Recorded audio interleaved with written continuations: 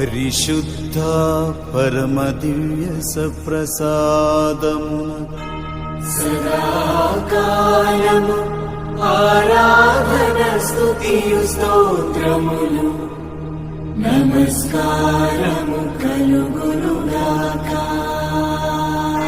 పితా పుత్ర పవిత్రాత్మకు